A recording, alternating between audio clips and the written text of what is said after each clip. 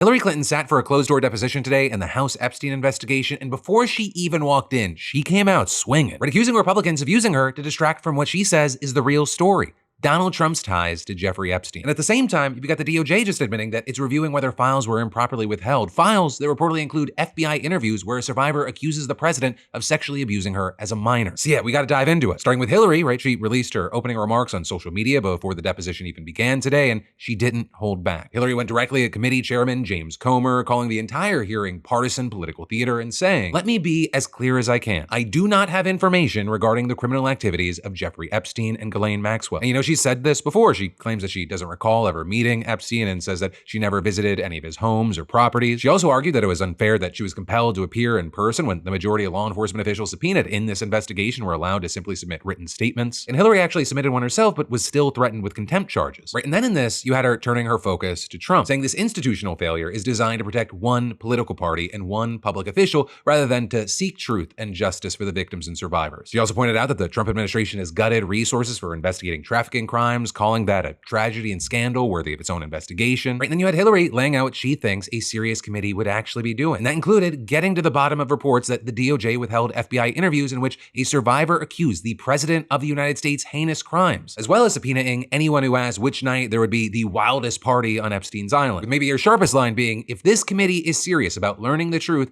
it would not rely on press gaggles to get answers from our current president on his involvement. It would ask him directly under oath about the tens of thousands of times he shows up in the Epstein files. And that last point, it matters because it's not just rhetoric. Multiple reports now have alleged that the DOJ withheld records from FBI interviews where an unnamed woman accused Trump of sexually abusing her when she was a minor. Under the White House, they tried to minimize these reports, but yesterday you had the DOJ saying that it would review whether files were improperly withheld. And that is significant. It is not a confirmation, it is not an admission, but an acknowledgement that the question is serious enough to warrant a review, or if we're being honest with the state of things, the theater of a review. Now, all that said, you had Comer pushing back on the partisanship accusations during a press conference this morning. The Democrats have just as many questions for the Clintons as the Republicans. So this isn't a partisan witch hunt. This was a motion, a bipartisan motion supported by the Democrats to bring the Clintons in. So I don't think it's any type of being unfair in any way to the Clintons. He was also then pressed on whether the committee would extend that bipartisanship spirit to Trump's Secretary of Commerce, Howard Lutnick, who also appears in the Epstein files. And while Comer said that it was very possible, he gave nothing concrete. And then on the allegations against Trump specifically, all he offered was that the committee was looking into them, and then he quickly pivoted to accusing Democrats of misleading the public about the files. Right, but with all this, the Democrats on the committee were not having it. My fear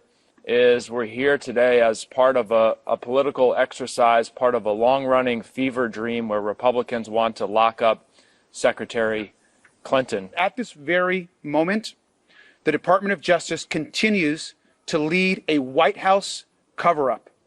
And we're going to be demanding, even over these next few days, that the remaining files that have not been released get released to the public. And that includes new files that were just discovered in the last couple days of a survivor that has made serious accusations and allegations against not just Jeffrey Epstein, but also against President Trump. I hope that Chairman Comer and the Republicans will join us in demanding that the person who actually appears more times in the files than the former president, who we want to speak with, is President Donald Trump.